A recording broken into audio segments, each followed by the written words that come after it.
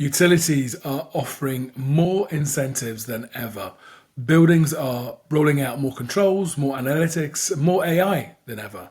And yet, teams still miss their demand response targets, or they confuse demand response with demand management and struggle to prove value across hundreds or thousands of sites. Today, we're cutting through that fog. What does utility grade really mean in practice? Why does multi-site scale break the AI playbook? And how do you separate demand response from demand and consumption management? Not just in theory, but in the way incentives, baselines, and outcomes actually work. To help unpack it all, I'm joined by Ana-Paula Issa, CEO of Encycle. She's been in the AI for buildings game since before it was cool, leading projects across major retail portfolios and working directly with utilities to validate and deploy demand management programs at scale. This one's about turning utility programs into performance and incentives into measurable outcomes. Let's get into it. Welcome to the Climate Gap Quick Cuts, a podcast for busy people building climate solutions. We spotlight founders, builders, operators, and investors doing the hard work behind real progress. I'm Ben, co-founder of Element 6. We connect climate tech companies with the people who make scale possible. Let's get into it. So, Ana-Paula, great to have you on the episode. Before we start, could you give us a brief introduction to you and your role at Encycle? Yep, I can definitely do that. Thanks, Ben. My name is Ana-Paula Issa. Everyone knows me as AP in the industry, though. I have been with Encycle since 2008. I started off as their sole gunslinger, cold caller into New York. Yeah. And I have a heavy demand management, demand response background, Yeah. Building controls, but with a marketing and advertising degree. So somehow those two things came together. Yeah. And I've been with Encycle for the most part, I would say most of my career. About 2 years ago, I was lucky enough to actually become the CEO and owner of Encycle. Yeah. So I've come a long way with this company. It's the reason I live in California. It's the reason that I've had such an amazing career so far. So it's close to my heart. And yeah, I get to work with big box retail on a daily basis, which feeds my soul and saves energy for people. Love that. Love that. Well, really looking forward to our chat. Let's jump in and explore utility grade without buzzwords. So when you say utility grade, what do you actually mean? Is it like measurement, rigor, compliance, depth control, or is it something else? I get confused. And why does that bar matter when incentives and savings stand up to scrutiny? So utility grade, when we look at utility grade, we're looking at all of the measurement and verification that we've gone through. Yeah. So and this is just from a general perspective, when products, whether it's hardware or software, in our case, it tends to be AI, but when we are going through utility grade measurement and verification, it can take anywhere from 18 months to 2 years. Right. So it's very intense. They are looking at everything from a baseline to a savings calculation. They sub-meter everything. So all of the M&V that I've experienced, whether it be on the demand management side or on the demand response side, everything goes through intense measurement and verification. And the utility is either doing the measurement and verification through sub-meter data that they're taking in, or alternatively, they're bringing in third party. Why does it matter? Because it is a completely crystal clear process that you go through, and there's nowhere to hide. Right. Historically, this industry, when customers go and do an M&V, right? So if I'm an end user and I want to do a measurement and verification of a project, whether I'm doing measurement and verification on consumption or demand savings, one of the things that people tend to run into is, how do I establish a baseline? How do I know that that's a clean baseline? What data do I keep? What data do I throw out? Do I weather normalize? Do I use empirical data?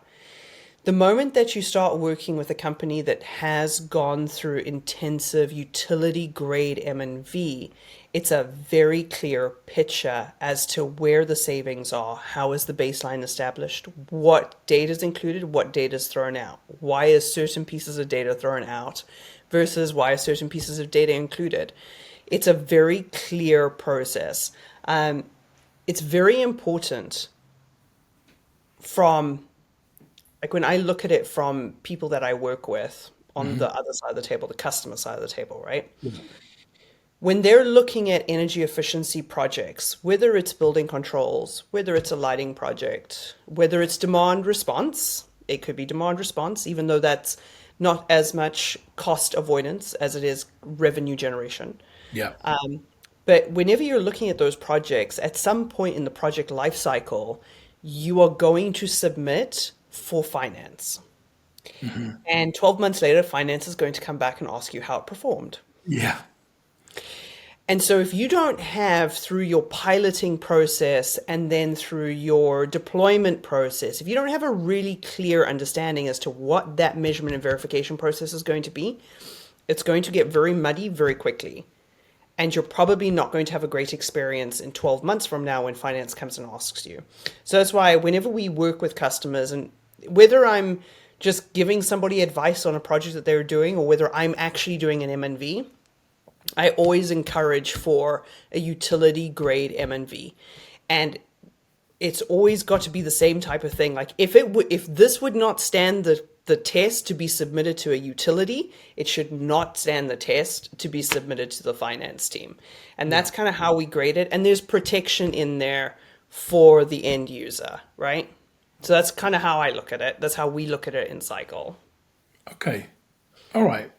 That's a really good footing for me. And the next section that I wanted to dive into is if we look at multi-site AI and how that kind of scale changes everything from that point of view. So a lot of solutions work in a single flagship building, and multi-site we know is a different beast. What breaks when you try to roll out AI into hundreds of branches, and what do people need technically and operationally for it to scale?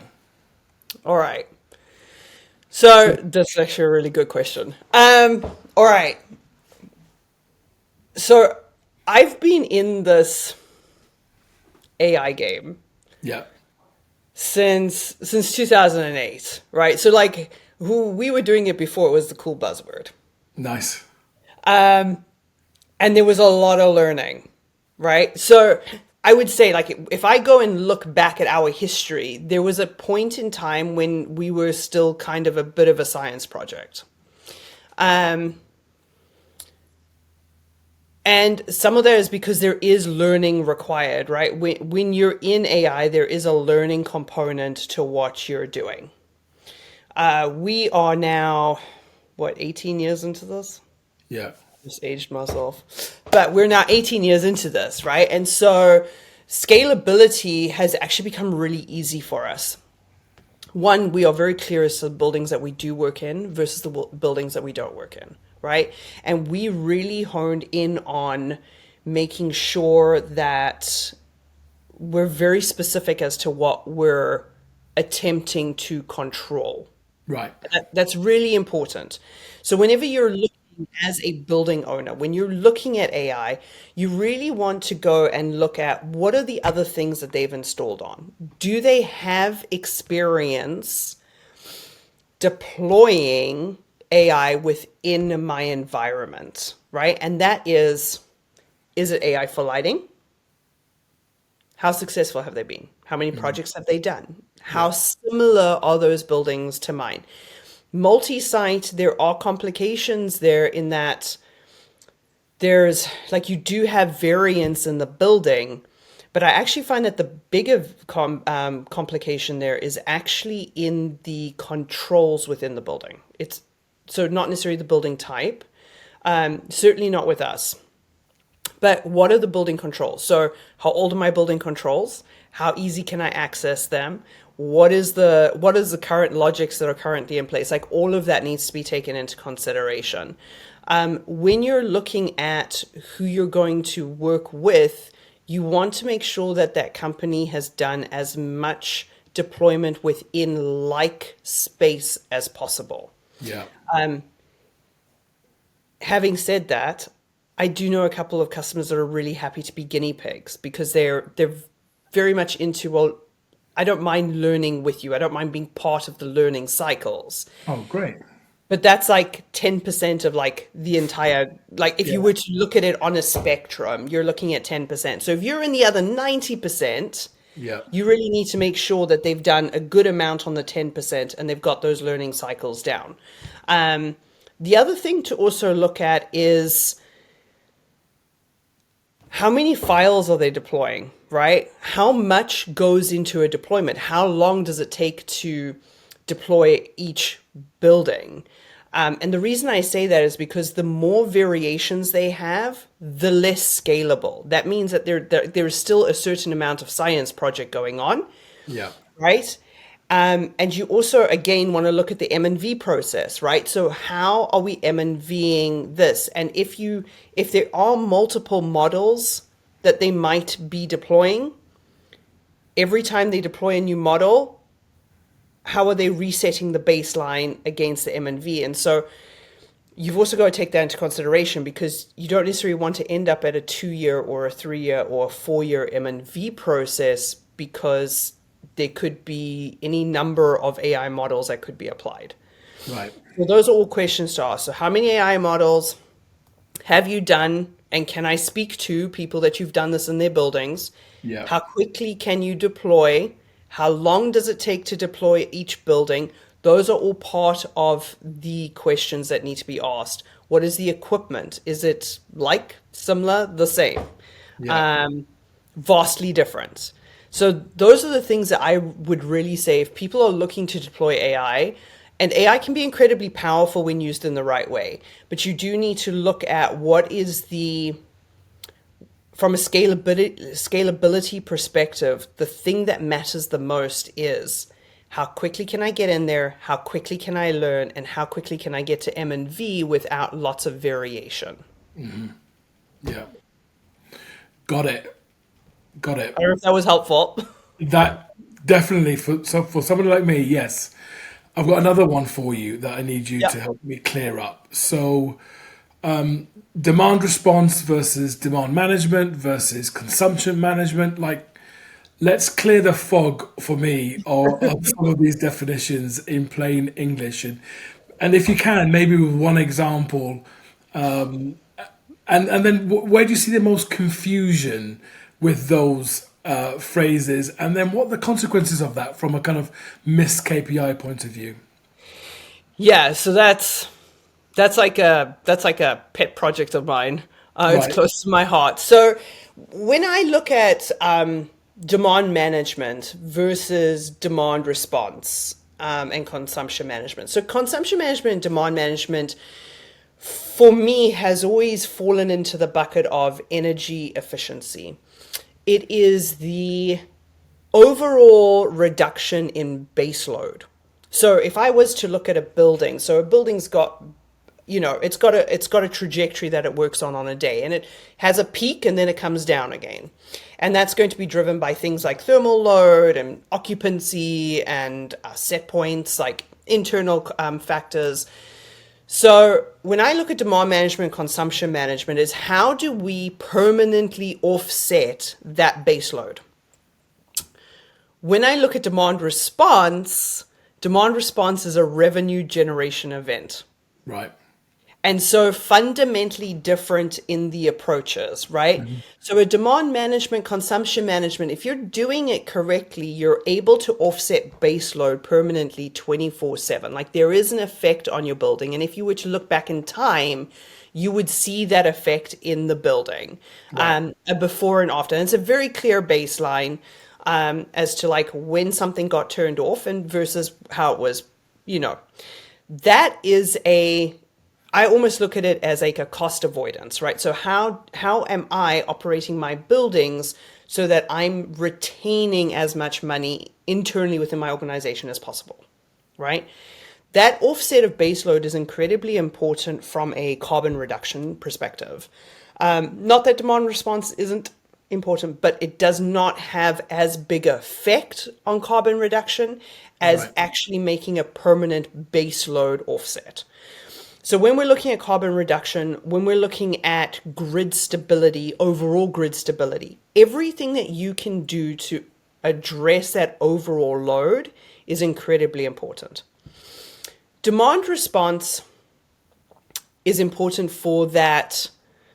During those hot summer months, we are starting to see more demand response programs coming up in winter, just because with electrification, there is more winter grid load, because now you've got electric heating opposed Yeah. to gas.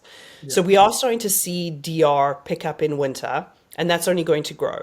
But those are revenue events, right? So there's grid stress, there's a capacity issue. I, as the utility, am going to dispatch my customers to reduce their load for a short period of time, right? But when I look at an overall, like if I look at the load on a building, I've got base load, which if you're doing energy efficiency has come down a little bit. When you do demand response, like that's a really aggressive drop for a short period of time. And that you get a check for. So Right. one offsets expense, the other generates revenue. But you should do both. In the marketplace today, I see there is a lot of FUD out there as to like, well, demand management is like demand response, and load shedding or load limiting is the same thing as demand management. And they're really not the same thing, right? It's not, there's not a permanent offset. Like you can't do load shedding forever, inevitably till the end of time. You cannot do load limiting to infinity because it affects the occupancy comfort. If you're doing energy efficiency correctly, you're not actually impacting occupancy comfort, you're just operating your units better. Whereas when you're looking at demand response, like that is like you're going to have some sort of offset of set point or shutting down of lights for a short period of time to achieve some sort of grid response. Right. So they are vastly different things. I will say that if when folks are looking at projects that they want to be doing, right, and they're talking to companies that offer a variety of programs, the most important question is to ask is how do I do both, right? Because both are important, and there's in the answer to that is going to tell you if you're working with a reputable company or not when it comes to these things, right? Like I've seen, even in this last year, I've heard of customers being told that they can't do demand management, they can't do demand response at the same time, and they had to pick, and so they pulled themselves out of demand response, which impacts revenue. So they've actually cut off a revenue stream to try and do this other thing, and the other thing that they're doing is really demand response, which, you know, when you start to look at like the financial impact, there is a way to do both.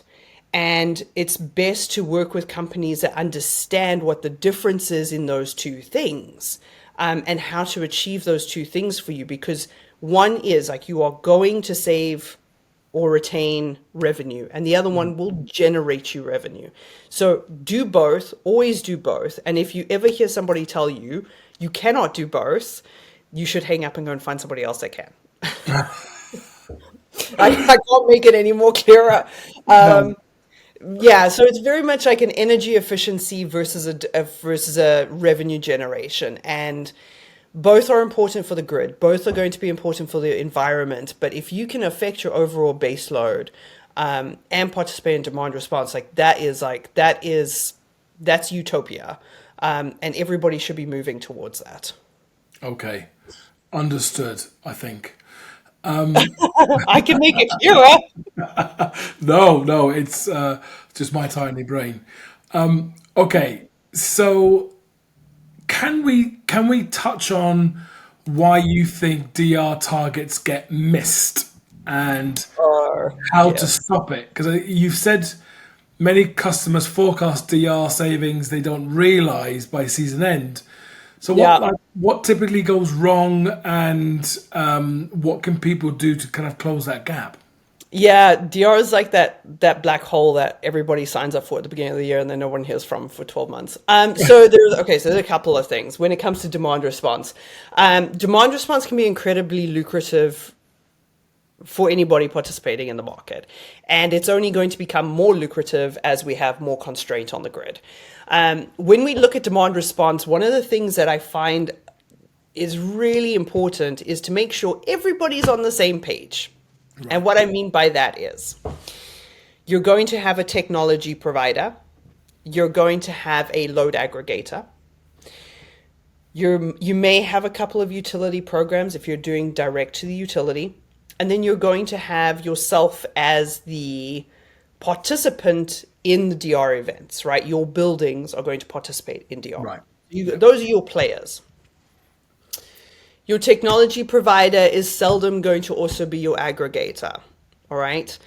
If you are doing demand response, I would say you want to sign up with a load aggregator. Load aggregators protect you from, if your building underperforms, there's a protection that you are not going to get penalized for that underperformance. So first thing, always make sure you've got a load aggregator. In markets where there isn't aggregation opportunities, where it is direct to the utility, so I'm thinking like more municipal based DR, so like a Salt River project, APS, those types of programs, just make sure there's a clause in there that if you underperform, you're not going to get penalized, because that's an important piece of not missing your target, right? You also don't want to end up writing a check that you weren't forecasting to write. So load aggregation is important. Picking a reliable technology provider. So you have a building and you have a load aggregator, and you need to have a bridge between those 2 points. So you need to have a technology provider that is going to be able to connect those buildings and dispatch automatically. So an OpenADR certified dispatch. It's really important to make sure it's OpenADR certified and that it is tested with the aggregator, that it is OpenADR performance from end to end. Again, we live in a world where, yes, I'm OpenADR, okay, but then I'm also going to go touch this button manually. That is not automated demand response. That's still manual. If you want to increase your performance, you really want to make sure you've got an OpenADR standard in place with an OpenADR technology throughout the country, that it doesn't matter where they're dispatching, whether it's a small municipal utility or whether it's a large aggregator load, it's still being dispatched automatically. That means it doesn't matter if you're on vacation, doesn't matter if you have the sniffles, doesn't matter if your meeting ran over, you can respond. You also want to make sure that in that response that they can respond in as shorter window as possible, right? So when you get into like areas like PJM or ERCOT, where you've got an incredibly short response window, and by short, I mean, minutes, not hours, not day ahead of notification, you really want to make sure that if they receive the signal, that they can dispatch that signal in literally minutes, right? Like at Encycle, we can dispatch that signal within 5 minutes. We get it, we can dispatch. It's as close to real time as you can get. Very important. The other thing to also make sure that you're working very closely with is your bids. So a lot of people don't know this, but like they'll leave the bid process up to the aggregator by themselves. Right. And that allows for a certain amount of working within a bubble. I'm a huge fan and proponent of, you have your technology player who can see what's happening in your buildings, and they can see the load, and they can see what's healthy and what's not healthy. You've got your load aggregator and you've got yourself. If all three of you are sitting at the table working on your annual bids that you're going to submit, there's a higher likelihood that you're going to submit an achievable bid. So I'm going to use an example, right, of something I've seen. The aggregator decided to bid them into the market for 7 kW. It turns out that this building can actually perform at 25 kW. Right. That's awesome. But you don't get paid at 25 kW. You only get paid at 7 because that's what you submitted at. It can happen vice versa too. You get submitted for 25 and you only can perform 7. This is where having, again, everybody needs to be on the same page, right? Your technology provider, your aggregator, and yourself as to what is the target. And then it's really important that you as the technology provider and your customer and the aggregator throughout the year, you're now meeting on a monthly basis to review performance. Now, the aggregator is not necessarily going to have performance in real time like that because it takes time for the utilities to settle. But the technology provider should be able to provide you some level of reporting as to what your performance was like. And then if you need to make adjustments, you can. Yeah. And that is how you end up not ending up with a donut at the end of the year, right? So it's having everybody on the same page, reviewing the bids, making sure you have automated technology, making sure you can respond quickly, and ensuring that at the end of the day, we're all speaking the same language. Incredibly important. And that is, that's how you avoid the black hole. Yeah, I can't imagine how important that alignment is in the example that you just gave. Just one missed step could be worth so much sort of problems from a financial point of view, but also just setting you back in your efforts. So that's really great insights. It's incredibly important. A lot of folks don't know how important that alignment is and that tracking against alignment, right? Because there's DR programs out there that you have to meet a minimum threshold and they look at your buildings as a portfolio. So if my portfolio didn't perform at 95% of the portfolio bid, right? I get paid on none of my buildings. That's never a good conversation to have, right? Particularly if you're thinking if you're a multi-site and you've got 100 buildings in ERCOT, 6 of those buildings didn't perform well, you're not getting paid on the other 94. So that's the financial impact, right? You're talking about thousands of dollars of impact. It's not like a blip. It's literally thousands of dollars. If you're a larger building, you're talking hundreds of thousands of dollars. Yeah. So having that alignment is far more important than I think a lot of people realize, because I do tend to see everybody's hot and heavy for DR at the beginning of the season. So January, February, March, DR, DR, DR, DR. And then nobody talks about it again until December when finance comes and says, so how did we do? Yeah. And then you're like, oh, maybe not great. So that's not, no one wants to be having that conversation. That's not a good one to have. No, to be the fly in the wall in those boardrooms. Well, I'm sure you've been in some of those boardrooms. I haven't. I've been very lucky because I work for the technology that we provide is very, very good. But I have been witness to the uncomfortable conversations that have ended up bringing us into the room. Yeah. And I've seen the frustration from customers when they can't hit those numbers. And they don't necessarily know why, because there's not that level of visibility that there needs to be. It's an important thing to be able to do too, right? If you're signing up to reduce grid stress, that's what you're doing, and you can't perform to that, that's a real problem for the utility as well. They need reliable, dispatchable load. So it really is in everyone's best interest to ensure that the load that is bid into the market is the most reliable it can be. Yeah. Also from a utility standpoint, they rely on that. Got it. So let's segue then, working with utilities and peeling back the layer from incentives without illusions. So if I'm an operator trying to unlock the right dollars, what questions should I ask my utility rep on day one, and how should teams map the tactics so the correct bucket, finance aren't counting the same bucket twice? From a utility perspective,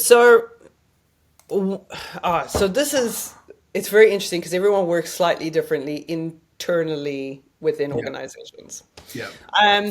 The first thing I will say is that one, you want to have a really clear idea going into a utility incentive process as to what is the incentive that you are applying for, right?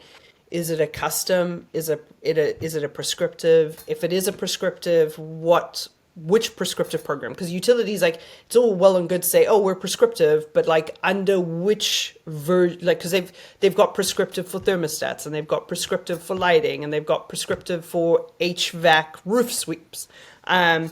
So what does the prescriptive look like? And if it's a custom, you really want to make sure that that company has received custom incentives before for like projects. Right. That's an important thing to ask, and to be aware of. So you really want to have a breakdown and understand the caps. So within utility incentive programs, there is anywhere from we cap at 50% of the project cost all the way up to there is no cap and we'll cover 100% of the project cost. Understanding those caps is really, really important too, right? Because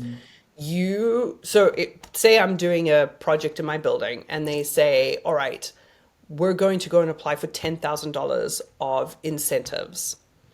And I submit my project at $10,000 of cost. But I didn't read the fine print, or nobody let me know that they actually cap it at 50% of the project cost. So I submitted for 10,000, but I'm actually going to get paid for 5,000. So that's where you can end up with like finance is looking at the 10,000 number, and they really should be looking at the 5,000 number. So that's a really important qualification that you need to go through. You really need to understand when someone tells you we're going to give you X, or we're going to be able to apply for X amount of incentives, great.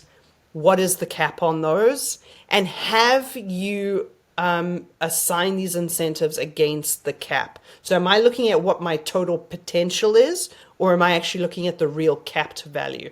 They're not the same thing always. So that's really important to make sure of. The other thing is to also be just really clear, like when you submit for incentives, everybody should be meeting on a regular basis and working through a tracker. Like it seems like something that you shouldn't have to say, and yet it needs to be said because people tend to forget, right?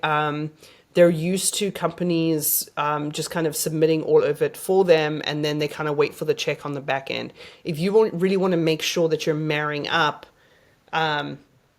building by building, then you want to make sure you've got a tracker. Having said that, it's always a really good idea, and I didn't realize that this was a thing when I first started, but when we do incentives, we try and work closely with the finance department to also make sure that they're assigning the incentives to the right building. So we're a multi-site, right? Each building usually has some sort of budget line items associated with it from a maintenance perspective and an energy perspective, etc. But what's interesting is that even when incentive checks come in, it doesn't necessarily get assigned to the right building. All right. Heads up, same thing for DR. So it's really important that if you can work with somebody in finance to help your end user make sure that they are actually being given credit for the money that they are bringing back into the company through the projects that they're doing. Because otherwise sometimes it kind of ends up in the ether, or they don't know how to assign it. So they get this check from the utility and they're like, awesome, we're going to go cash it. But then the person that should have gotten the credit for it doesn't necessarily get the credit, or the building doesn't get the credit for it. And then, that's also not a great spot to be in. So I tend to always recommend, like we're very lucky with our customers. We do tend to work really closely with somebody within the procurement and finance side of the world, even post sign on, so that we can track their revenues with them, both from DR, but also from utility incentives, really important. Yeah. Wow. I feel like I've been absolutely schooled, which is great. I've still got one more question. Go for it. let's think about now the decision culture behind tech and your view. We know that tools don't act and people do. What are the traits of organizations that you've seen that consistently turn signals into actions, across multi-sites? And how do you keep stores and branches on side when comfort and load control collides? Yeah. All right. So, couple of points to the question. One, I would say that when it comes to controls and load colliding and comfort, if you're doing energy efficiency correctly, that shouldn't be a problem. So, red flag number one, if you're doing energy efficiency and you're getting hot calls, there's a problem. So that's really important. If you're doing it correctly and you've got the right technology in place, you shouldn't be getting that impact to comfort. If you're doing demand response, it's now a technology thing. Depending on the technology you're using, you may, if you're just doing like a 2-degree offset, most of the time you're not going to get a lot of complaints. For an hour or two, people aren't necessarily going to notice a 2-degree. It's when you start getting into 4 and 6 hour events, which we tend to shy our customers away from. It's just hard. That's just hard in retail to do a 4-hour event. And the moment that you're starting to get into like big offsets, so you're starting to affect like massive banks of lighting, and you're going to start affecting your temperature by like 6, 7 degrees, 8 degrees, it's going to get uncomfortable. And so there's there's a fine line that you kind of have to balance against, which is I need to reduce my greenhouse gas emissions, but I need to stay within some level of comfort for short-term events where I can still reduce a good amount of load to get back to the grid, but I'm not necessarily making everybody sticky and sweaty because nobody likes that. No. So it is a fine balance. We do testing with our customers. We literally run like DRTS. We'll do like a 2-hour, a 2-degree, then we'll do like a 4-degree, and we don't usually get to a 6-degree, but we kind of see like which of those pieces are comfortable, and there's like calibration in that, right? So it might be 2 degrees, might be 3 degrees, it might be 4 degrees, but there is calibration in that. On the demand management side, when you're doing energy efficiency, you should be able to calibrate things too, right? So different buildings, depending on like the building envelope, like newer buildings with better building envelope, you got more wiggle room, right? Older buildings, not so great building, but you should be able to have calibration within both sides of that. So that's kind of how we tend to balance it out. Like we work really, really closely with customers. To ensure that we are balancing out the bits and pieces. I will also say, so when it comes to organizations that tend to be more forward thinking, right? Like that's a big thing. I've been in this industry a long time. When I first started, I kind of felt like a lot of the industry had been burned by like the black box that does everything, right? Like this perfect little black box that we're going to put on your building and it's going to fix every problem you ever had. And a lot of people bought into that, and then guess what? It didn't work, right? So there is definitely a culture out there that has had to be overcome.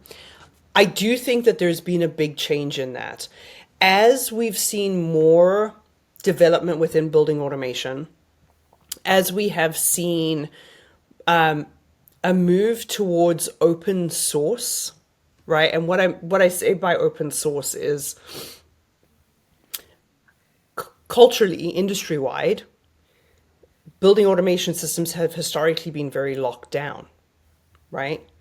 And customers are starting to really want to break free of that idea that you are going to dictate to me as the customer as to what I can install in my building. Time out. No, I've paid probably a couple $1 million at this point, right? You're actually not going to tell me what my user experience is going to be of my system in my buildings. And so the moment that you start talking to customers that have and end users who have realized that they actually have a lot more power within that relationship, those are the ones that are going to those are the ones that are not going to be scared to take that step into the newer technology realm because they've already understood. And I'd like to thank Apple for this because thanks to the iPhone and all the apps I can get on my iPhone isn't like anybody else's iPhone. And Yeah. it's no different in building automation. Customers are starting to realize that I can have apps on this and I can have different technology than my competitors, as an example, right? The companies that I see that are kind of from an automation perspective that are really embracing that, you've got Niagara Cloud, right? So there you literally like it's no different to an Apple store, right? On my phone, my little app store, I can go and get a cloud-based application that I want in my building. I see Distech is making the move to the same thing. And I think those are the companies that, like, if you watch the drivers of the technology and the customers that they're working with, like, those are the customers that they're no longer afraid to be kind of like shackled to like the old school thoughts, right? The ones that I have the best experience with are the ones that have realized that I can do a lot more in my building if I just put the right controls in place. If I just work with a company that sees like the bigger picture instead of everybody kind of like fighting to keep the pizza for themselves, they're kind of sharing the pizza because they realize not everybody's good at doing everything all the time. Yeah. So my customers that are looking at that, I find, and the ones that are they really want to push the envelope. So like the moment that I start speaking to someone who does understand for us in where we play in the industry, the moment I have a conversation with someone that does actually understand that demand response and demand management are the same thing, like that is someone that they figured it out, Yeah. right? Like they know that they can do more. They know that they're not pocketed into whatever they're being dictated to. And the moment that I hear people that are like, yeah, so I work with this controls company and I work with this enablement company, that's someone who's ready to take that step into doing more and understanding technology more and deploying different levels of technology to do different things. They're the ones that are unafraid, the pioneers, I call them now. But yeah, those are the ones that really like take the step forward. The utility incentives help. The fact that we are utility endorsed, all of that helps. But you've got to be speaking to the person who really actually does want to change the way that they do things. They want to get outside of the box that they've really been kept in for many years now. Yeah. Wowzers. Well, I think I said a couple of times, I have considered myself schooled in all things utilities, demand management, demand response, and consumption management. Thank you ever so much, Ana-Paula. You're welcome. Your insights were easy to understand, but very thorough in the depth of your knowledge. So it's been fantastic. Thank you once again. Thank you very much for having me, Ben. Cheers. Bye. That was one of those conversations that turns complexity into clarity. A few takeaways that stuck with me. First, utility grade means no hiding places. If your savings claims wouldn't stand up to utility level measurement and verification, they won't survive a finance review either. Build clean baselines, document assumptions, and hold your data to the same rigor utilities do. Second, scale demands specificity. AI that works in one flagship building doesn't guarantee success across 500. Check how many real deployments, how many models, how fast they can re-baseline. Fewer variations mean faster, cleaner rollouts. Third, demand response and demand management are not the same. One generates revenue during short-term grid events. The other permanently reduces your base load and operating costs. The smartest operators do both, and anyone telling you otherwise from AP doesn't understand the system. Alignment prevents pain. Aggregator, tech provider, and operator must be in sync. From bid submission through end-of-year settlement, or you risk missing targets and losing revenue across the whole portfolio. Fifth, culture beats code. The leaders in this space aren't waiting for permission. They've broken out of the black box mindset, embraced open systems, and treat technology as a multiplier for people, not a substitute. Thanks for watching Quick Cuts. Short episodes, sharp insights, no filter. Catch you next time. You've been listening to the Climate Gap Quick Cuts. If you're building in climate tech, subscribe to hear more from the people making it happen.